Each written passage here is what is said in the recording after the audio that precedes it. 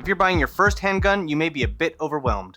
There are thousands of options out there. Some of them are loaded with features, some are gold-plated, some are optic-ready, comped, ported, skeletonized, or featuring grips made of obsidian. You'll see pistols for $200 and you'll see pistols for $2,000. So the real question is, what actually makes sense for your first handgun? And when you factor in reliability, affordability, replacement parts, holsters, magazines, lights, and long-term support, there's one answer that rises consistently to the top. Let's roll.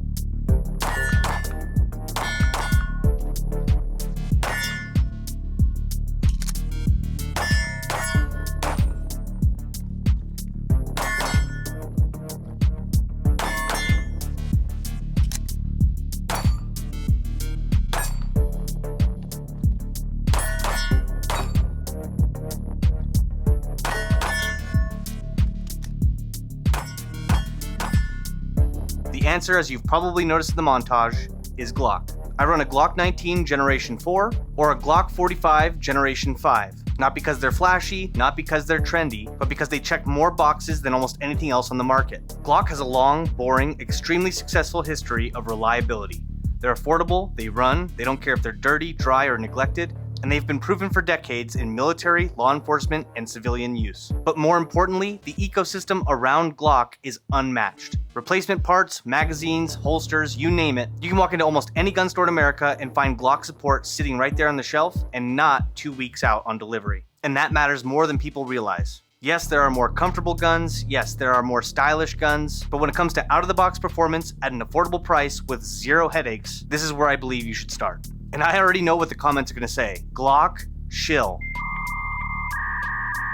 Until something comes along that does what Glock does better, or if Glock starts to put people at risk through, I don't know, let's say poor design or bad quality control, yeah, like I said, until then, I'm probably pushing for Glock. There's a reason why companies like Ruger, Shadow Systems, Palmetto State Armory, Rock Island Armory have all released Glock-style pistols based on the old Gen 3 Glock patents. Even Glock's older designs are valuable enough to build entire product lines around, and that says a lot. Now, of course, there are other guns that I would genuinely recommend for defense or hard training, such as the Smith & Wesson M&P 2.0 series, the CZ P10 series, and no, not the SIG P320, get that out of here. But I would recommend genuinely the P226. These are all duty-grade, combat-ready, proven firearms. But there is a catch with any firearms purchase. Every firearms choice comes with trade-offs. If you buy a Glock, you get immediate access to mags, holsters, parts, and upgrades, often in the same day. But the CZ P10 might feel better in your hand. But those mags, holsters, and replacement parts, you're probably going to have to order those online. That means if something breaks or wears out unexpectedly, you don't have the same kind of instant support. The CZ P10 isn't innately worse than the Glock 19, but the availability of instant support is. Let's also talk money, because I know this is a big factor for most people's decisions. If you're shopping within a range of $200 to $300 for a defensive pistol, you're almost certainly making sacrifices that are going to show up when you need them most. Once you hit that $400 to $700 range, you're right in the pocket of where my recommendations kind of live. Firearms that are decades tested, military or law enforcement issued, and proven by professionals who depend on them. Push into that $800 to $1,100 range and you'll find some neat performance tweaks, but they often come with their own quirks, maintenance needs, and downsides. And if you're spending more than that, then I really actually don't know why you're watching this channel, but I really appreciate you being here. Now, this is something I want to interject as a very important note. When I speak of Glock and all of its perks, I'm speaking over the last 10 years of my experience with Glock.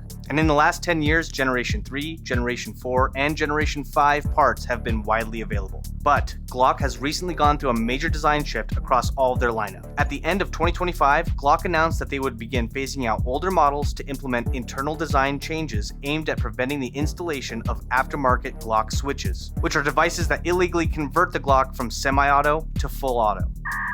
And as of now, the Glock Generation 5 and previous models have all been discontinued, leaving us with the new Glock V series and Generation 6 models, which essentially mirror each other. While these changes do include minor internal updates related to safety and function, they also affect certain parts and their compatibility. Certain components like trigger housings, back plates, and barrels are not cross-compatible between the Gen 5 and newer V series and Gen 6 models. What that means practically is this. For the time being, replacement parts and supplemental products for these newer models won't be as common on store shelves as Glock Generation 5 parts were, simply because the ecosystem hasn't fully caught up yet. That availability will come back over time once there's more V Series and Gen 6 models in circulation. That's when third-party manufacturers are going to start ramping up their production. So if you're picking up a Glock V Series or Generation 6 in early 2026, just understand that parts and accessories may lag slightly at first, the same way every new generation does before it reaches full saturation.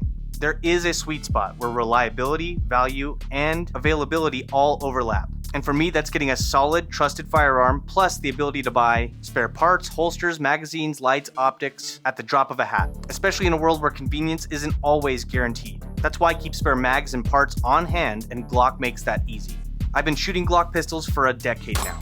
They shoot well, they're proven reliable, and once you train with them consistently, I promise you'll get over their boxy look and feel. Reliability and access to what you need when you need it is something worth considering. You don't have to love Glock, and you certainly do not have to make it a part of your personality. But if this is your first handgun, you're not just buying any other firearm. You're buying a platform, and a platform built around reliability, support, and consistency. It's about buying something that's going to make sense 5, 10, even 20 years from now. And that's why I recommend Glock as a starting point. For a lot of people, buying a Glock is buying a firearm that they can realistically rely on for a lifetime. I hope you learned something of value in this video. If you did, please leave a like and subscribe. And if you have any questions, please drop them down in the comments section below. I'll be sure to take a look at them. Until next time, stay safe, stay sharp, Ya Raj.